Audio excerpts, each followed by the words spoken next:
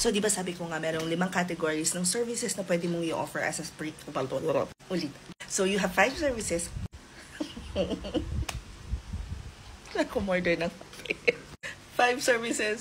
Ulitan, last na to. So, di ba sabi ko, merong 5 categories ng services na pwede mong i-offer as a freelancer. Administrative, creative, tech, support, or sales. Tinatanong tayo dito ni Sonzo.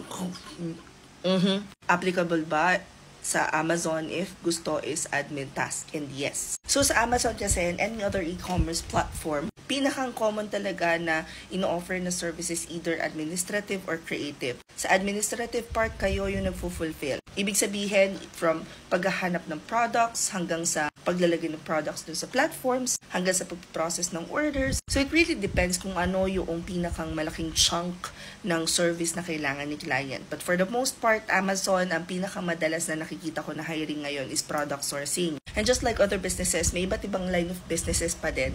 Line of businesses under the structure ng Amazon. Kasi malaking platform si Amazon. So, meron dyan ng administrative, so virtual assistant ka for Amazon. Pwede rin man dun ka sa marketing side, which involves either SEO or PPC, yung pagraran ng ads. Mabenta rin yun. But yung class na ino-offer namin is mostly focused on the administrative side. If you guys are interested to join, i-click nyo lang tong link sa bio ko, sa mismong profile ko. It will take you to our Gig Hub.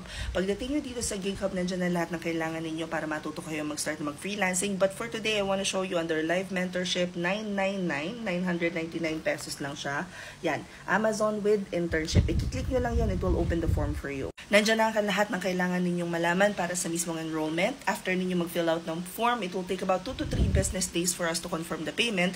But we have a class this weekend, so kung mag-enroll kayo ngayon, bilisan nyo na because after namin ma-validate yung payment ninyo, mag-onboarding pa kayo bago kayo makasama sa live class. And yes, meron po siyang internship, 2 weeks siya. I think yung July na class may extend pa because may kailangan akong ayusin na system. May paid system kasi siya. So sa 2 weeks na internship, you will actually have an experience. Ano nga ba yung pakiramdam pag maging Amazon virtual assistant ka?